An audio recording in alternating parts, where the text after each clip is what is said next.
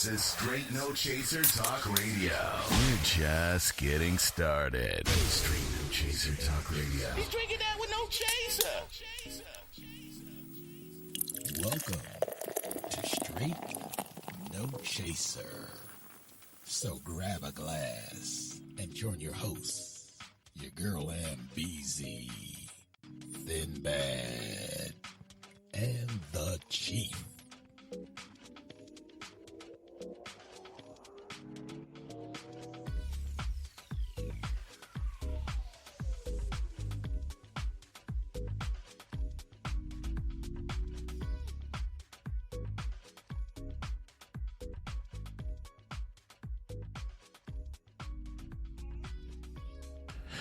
Welcome to Straight No Chaser, where we never dilute the issues, we only serve the hard stuff. It's the Chief, and I'm here tonight with your boy Thin Bad. How you doing? Hey. All right, Thin Bad, how you doing tonight, sir? Doing well. All right. And, of course, Ambeezy will be with us next week. But tonight we're talking about Basketbrawl. I know you're like, what in the hell is Basketbrawl? But tonight, that's what we're talking about, Basketbrawl. Many of you may have seen the Kansas State brawl that came on the other night, which is why we're entitling our show Basketbrawl. Bad parents or bad seeds.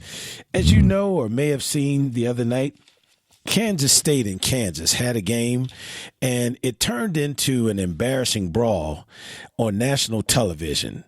The NCAA and the school officials are investigating, but it appears that the incident allegedly started when one of the Kansas players, Silva D'Souza, blocked a shot towards the end of the game, and then he decided he was going to glare down his opponent.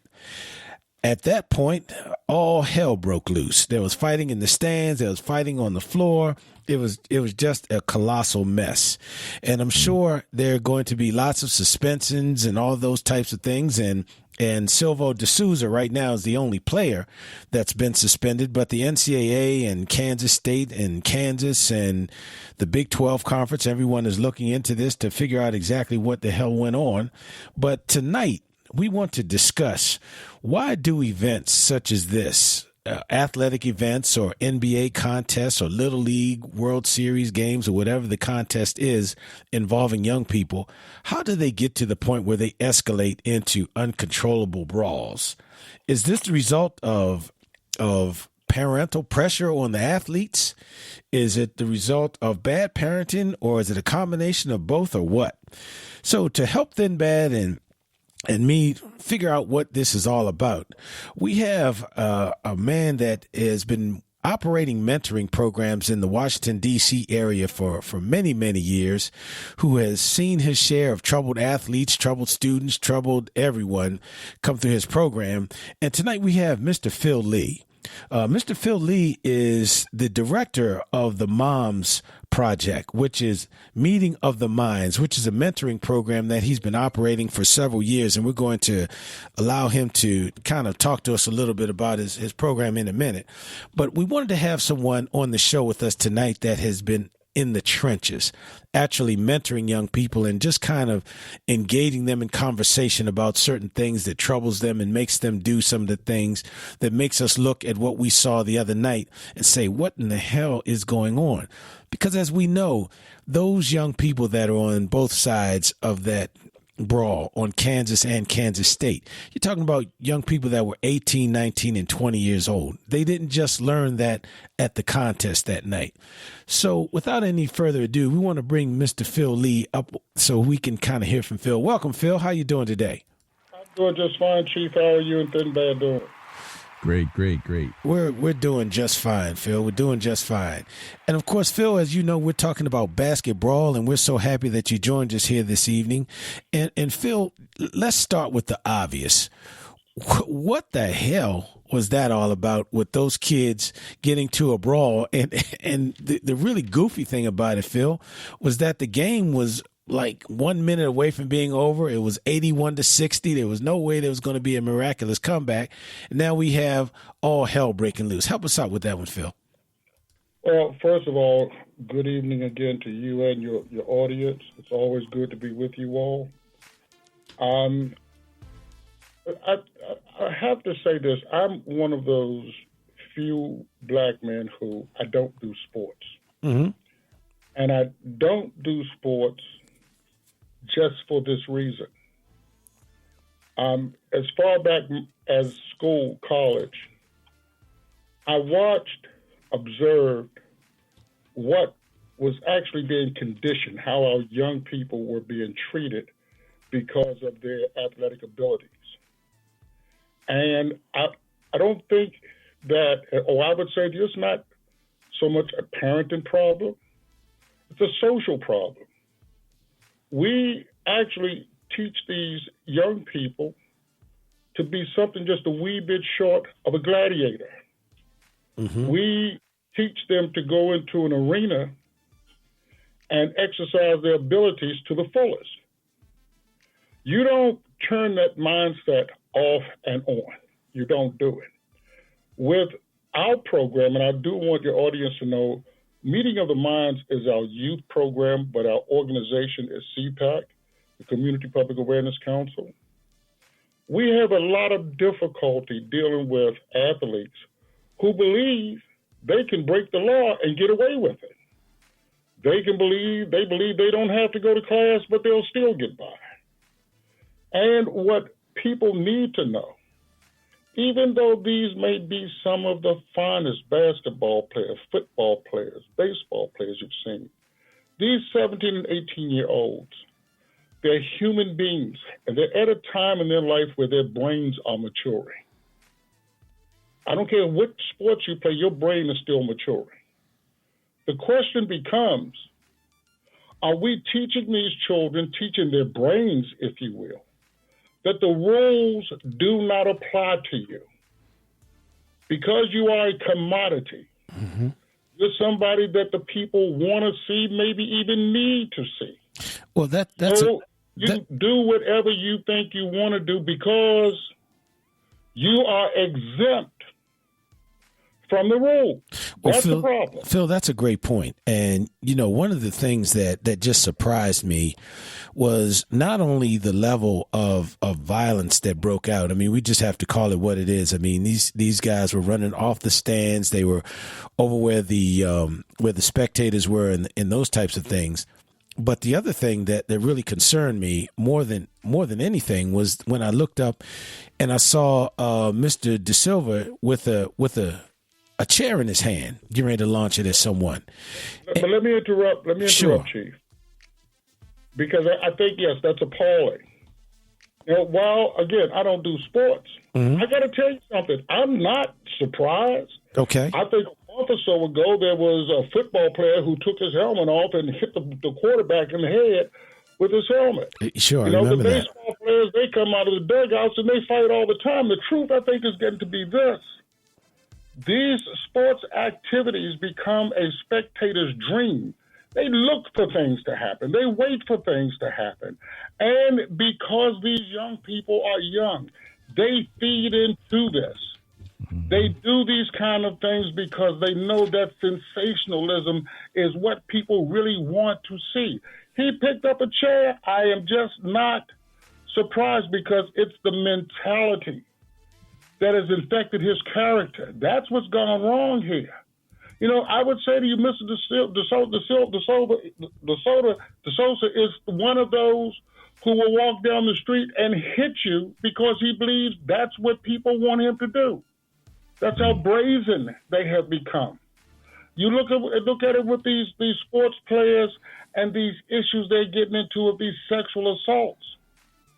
It's not a parenting thing. It's not a one-time basketball type of event. The truth is, there's getting to be too much of this outbreak. This is like the added attraction. You pay to go see a football game, but you're almost guaranteed to see something extra. There's going to be something more. And what are the consequences? Suspensions? Does he really care about a suspension? Is he intelligent enough, mature enough to understand suspension? Now, I want to push that point just a bit, and I'll give the mic back to you. We have children right now we are concentrating on Why do young people break the law and not have any idea of what's going to happen to them, what the consequences will be? People like this young man, he never stopped to think about the consequences of his actions. He never thought about it. He did not go to that game saying, okay, tonight I'm going to make sure I get suspended for 10 or 12 games. It is the character that he has grown into. This is a problem, not just on the court or the field. It's a problem for these young people in their everyday life.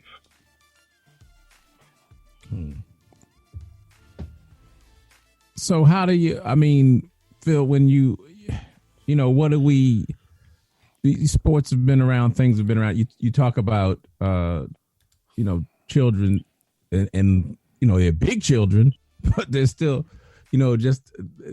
these folks are a couple years out of high school.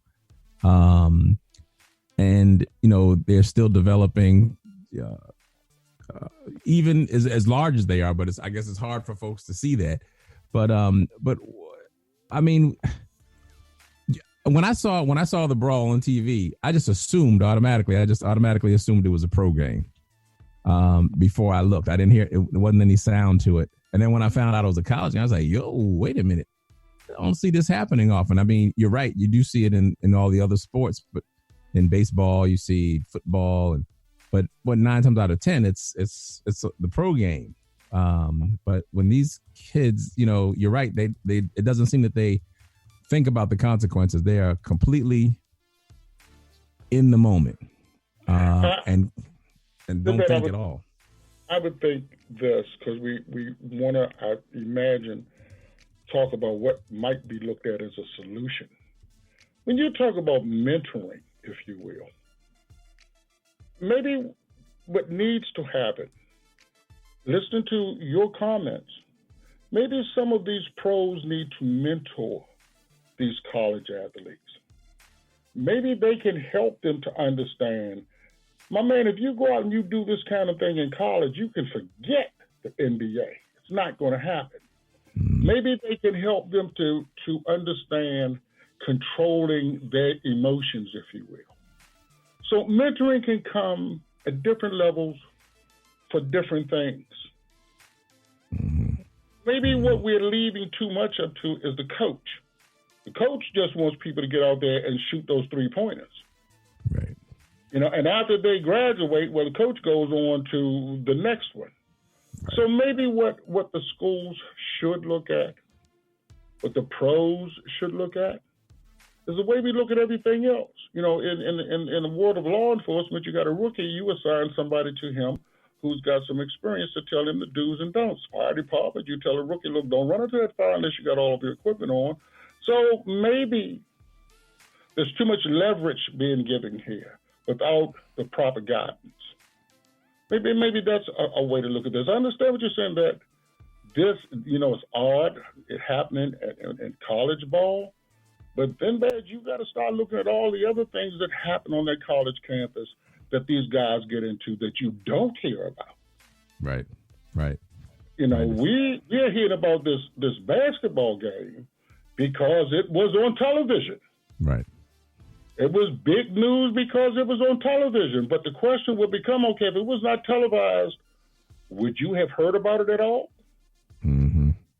And so here's where that mentality comes from, of how we look at sports. The fundamentals of human behavior seem to be out the window. It's all about the minute. You know how many star college players? I know a guy I went to college with. He was an excellent ball player. He ended up spending 20 years in prison because he thought he could walk in a bank, take the money, and thought he ran just that fast and he could run and get away. These things are problems. They are bigger problems than I think we want to realize, and I think the problems are bigger than we want to realize, because this society is not going to do anything that takes away from their sports entertainment. That's a problem.